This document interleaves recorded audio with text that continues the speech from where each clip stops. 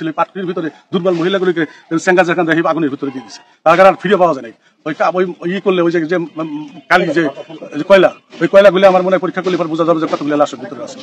এই নুরি পাগলার যারা পুড়িয়েছে তাদেরকে ফাঁসির কাস্তে ঝুলাতে হবে। তারা কেমন মুসলমান, তারা কেমন ইমানদার দাবি করে আমি মিডিয়ার ভাইদের কাছে প্রশ্ন রেখে যেতে চাই।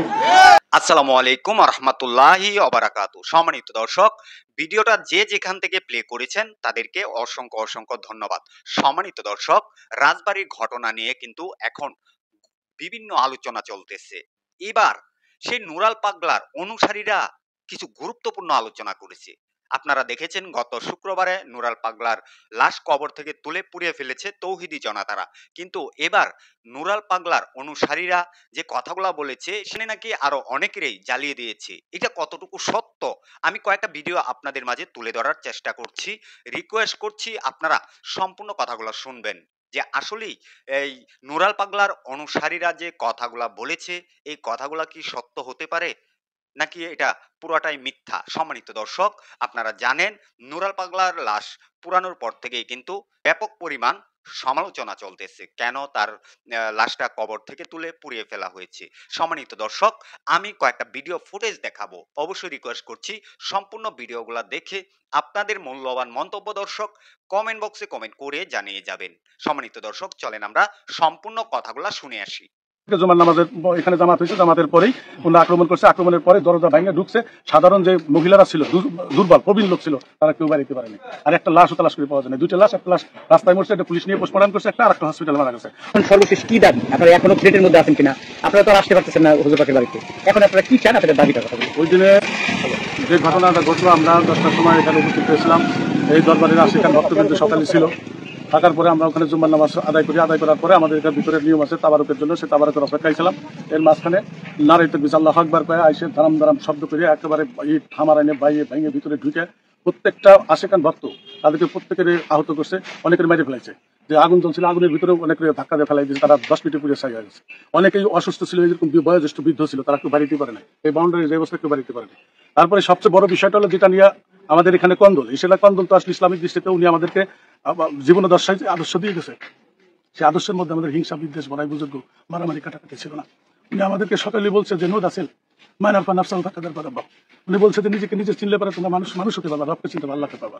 শেষ জামানা আখরি জামানা চলতেছে, হাদিস শরীফে নবী করিম সাল্লাল্লাহু আলাইহি ওয়াসাল্লাম বলছেন যে ইমাম মেহেদীর আবির্ভাব হবে এই 1380 হিজরির পরে। উনি সেই ইমাম মেহেদীর ভক্তদের মধ্যে বলতেন যে ইমাম মেহেদী আসবেন। উনি কখনোই কোনোদিন আমাদের সামনে দাবি করেন যে আমি নিজে ইমাম মেহেদী। তারপরে এইখানে এই যে অবস্থাটা, উনি শুভ শক্তির অবশক্তির ক্লাস উনি জীবনাদশায় 55 বছর উনি জীবনাদশায় দাঁড়ায় দরবারে আমাদেরকে দিনের দাওয়াত দিয়ে গেছে। এখানে শরিয়াত মারফত হকিকাত তরিকাতে ওয়াহিদানের গুরু ছিলেন, উনি মাস্টার ছিলেন। উনি কোরআনের স্টাডি করতেন, মূল কথাগুলো উনি বলতেন যে মানুষ আলিমুন মানে জ্ঞান, এই জ্ঞান থেকে মানুষের জ্ঞানের বিচার করলে বিচক্ষণতা পাওয়া যায়, মানুষকে চিনতে পারে, মানুষ বুঝতে পারে, মানুষকে শুভ শক্তি অপশক্তি নির্ণয় করে জীবনাদশায় মানুষ আদর্শ নিয়ে আল্লাহর মুমিন হয়, মুসলমান আত্মসমর্পণ করে মরতে পারে। এই আদর্শগুলি উনি এখানে দিচ্ছেন। এখন পাশাপাশি মানুষের বিভিন্ন ধরনের আলপনা যারা ভিতরে আসে নাই তাদের আলপনা জল্পনা কুরুচিত শব্দ দিয়ে এই দরবারকে কুলুষিত করছে এবং এই দরবারকে বিপর্যস্ত করছে। এখানে ইমাম মেহেদীর কথা উনি জীবনে উনি কোনো বলে নাই যে আমি ইমাম মেহেদী, এগুলো কোনোদিন উনি বলে নাই। উনি আমরা জিজ্ঞাসা করছি ওনার কাছে যে হুজুর তাহলে কি আপনি ইমাম? বলছে না, আমি ইমাম মেহেদী না, তোমরা বুঝতে পারবা যে ইমাম মেহেদীকে। এরকম উনি আধ্যাত্মিকভাবে কথাগুলি বলে গেছেন। ওই দিনকে যে ঘটনাটা ঘটছে এটা মর্মান্তিক, এটা একটা দরবার, সেখানে মানুষ শান্তির জন্যই আসে। 55 বছরের মানুষ সেখানে আসতেছে, গোলন্দবাসী কেউ বলতে পারবে না যে আমাদেরকে ক্ষতি করছে। এখানে আসার পরে সে আদর্শের বাণী ওনার কাছ থেকে শুনছে, নামাজ রোজা হজ যাকাত কালেমার দাওয়াত দিছে, তারপরে আপনার মুরাকাবা মুসাহিদার দাওয়াত দিছে, তারপরে ওনার যে হুজদাদ্দম নেকাবর কাদম সবরদম খেলাফত আঞ্জুমান এই কথা উনি বলছে, যাচ্ছে বা তরুজ নজরুল বুরুজ, তারপরে মুকাম মঞ্জিল, এগুলি উনি আমাদের দৃষ্টান্ত দিয়ে দিয়েছেন। দেহের মধ্যে যে সমস্ত জিনিস আল্লাহর কুদরতি ক্ষমতা আছে এগুলির বিবরণ উনি আমাকে দিয়ে আমাদের সাধনার করার জন্য এরা সমস্ত নির্দেশনা আমাদের দিচ্ছেন। সেইভাবে এই দরবারটাই নিয়মে চলে আসছে। কিন্তু ওই দিনকার এই ঘটনাটা উনি ওফাত হওয়ার পরে এখানে এই কবর নিয়ে আলোচনা সমালোচনা হয়েছে। তারপরে মৌলবীরা আসছে, এখানে এসপি মহোদয়, ডিসি মহোদয়, টিউনো মহোদয় এবং এই দরবারের কিছু লোকজন এবং তৌহিদি জনতার 10-15 জন এরা 4বার করে বৈঠক করছে। বৈঠক করার পরে এই দরবারের সিদ্ধান্ত দরবার এসে বলে গেছে আপনাদের কোনো সমস্যা নাই, আপনারা আপনাদের নীতিমতো আপনারা দরবার চালান। সেই অবস্থার আর অতীত ভিতরে যে ঘটনাটা ঘটছে কোনো লোক মিডিয়া যেতে দেয় নাই। ওখান থেকে ওরা ঢুকে ওখানে করি গুডাউন 1.5-2 সময় লাঠি ছিল, তার পাটকুড়ি ছিল, পাটকুড়ির ভিতরে দুর্বল মহিলাগুলিকে সেঙ্গা যেখান থেকে আগুনের ভিতরে দিয়ে দিচ্ছে, তার আর ফিরে পাওয়া যায় নাই। ওই করলে ওই যে কালি যে কয়লা, ওই কয়লাগুলি আমার মনে পরীক্ষা করলে বোঝা যাবে যে কতগুলি লাশের ভিতরে আছে। এরকম অবস্থা করছে। তারপরে এই যার ভিতরে যারা একটু সবল ছিল তারাই ধরে পালাইতে পারছে, যে পালাইতে পারে না তার কোনো রিহাই আর এখানে হয়নি। এই অবস্থার উপর আমাদের একটাই দাবি, ইসলাম শান্তি, উনি শান্তির বাণীর কথা এখানে বলে গেছে।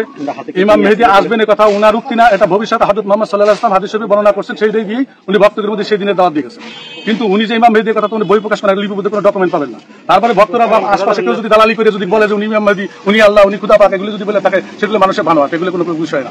2 নম্বর বিষয়টা হলো যেখানে আমাদের এই দরবারটা আজকে উনার জীবনে 155 বছর উনি মাজলুম পাগল বেশে উনি আসছে। উনি পাগলামি করতেন, আবার অনেক সময় সুন্দর কথাবার্তা বলতেন, এমন কথাবার্তা বলতেন যে আধ্যাত্মিক কিছু কিছু কথাবার্তা বলতেন, মানুষের মর্যাদাপূর্ণ কিছু কথাবার্তা বলতেন, এগুলো উনি বলতেন।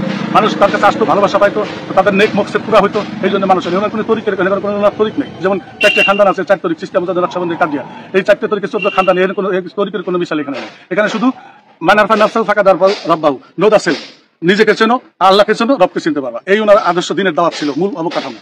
আর আমাদেরকে বলে দিয়েছে যে হাত দিয়ে মোনাজাত করো, ওই হাত দিয়ে মানুষের চুরি করো না, ডাকাতি করো না, বদমাইশি করো না, ওই হাত দিয়ে মানুষকে গায়ে আঘাত করো না। নাহলে আমরা তো 2-4টা দিনকে ভিতরে তো লোক 2-4টা মানুষ বাড়ি ধরে দিতে পারতো, কেউ কিন্তু কারো আঘাত করে যার জান নেই বাঁচানোর জন্য তুলে ধরে, এটুকু সমর্থন করে না।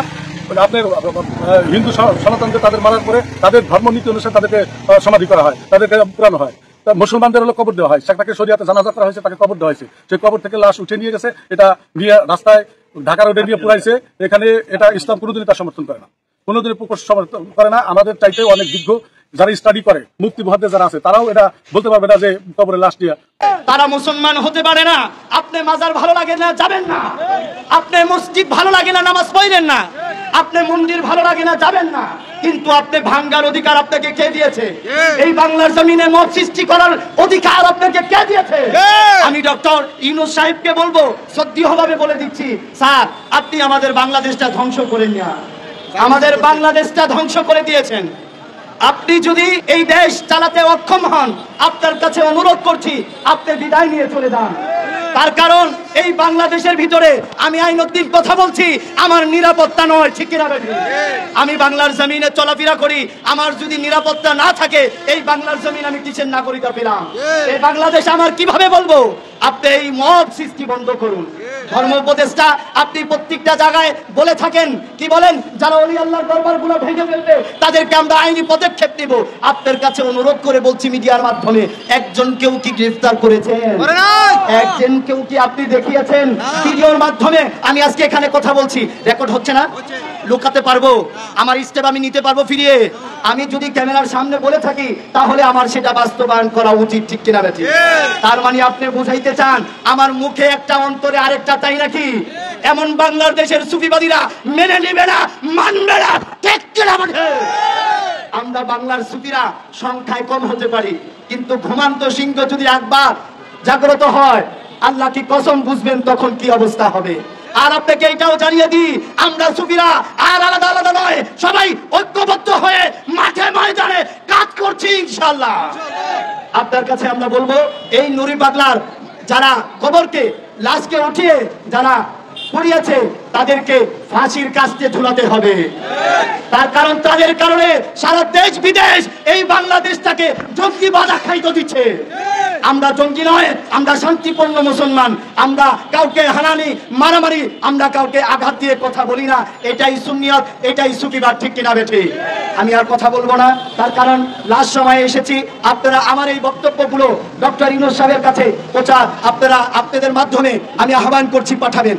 ডক্টর ইউনূস সাহেবকে আবারও আমরা বিনয় করে বলছি, আপনাকে আই লাভ ইউ, আমরা ভালোবাসি, আপনাকে আমরা ভালোবাসি, কিন্তু তার মানে এই নয় আপনি আমাদেরকে আঘাত করবেন, মব সৃষ্টি বাংলার জমিনে হবে, আপনি মুখে হাত দিয়ে বসে থাকবেন আর বিবৃতি দিবেন যে তাদেরকে আমরা ধরছি, আইনের আওতায় আনছি, এইটা বলে আমরা মানব না।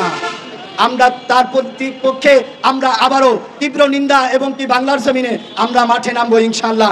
আপনি যদি সুষ্ঠু এই বিচার। সম্মানিত দর্শক, এই যে ভিডিওগুলা দেখেছেন, নুরাল পাগলার অনুসারীরা যে কথাগুলা বলেছে যে সেখানে আরো মানুষ পুরানো হয়েছে, এটা কতটুকু সত্য হতে পারে আমি আপনাদের মাঝে সম্পূর্ণ ভিডিওটা দেখিয়েছি। অবশ্যই আপনারা কমেন্ট বক্সে কমেন্ট করে জানিয়ে যাবেন। সম্মানিত দর্শক, এই ভিডিও থেকে আমি বিদায় নিতে যাচ্ছি। পরবর্তী কোনো একটা ভিডিওতে দর্শক আপনাদের সাথে দেখা হবে। সে পর্যন্ত সবাই ভালো থাকবেন, সুস্থ থাকবেন। আসসালামু আলাইকুম।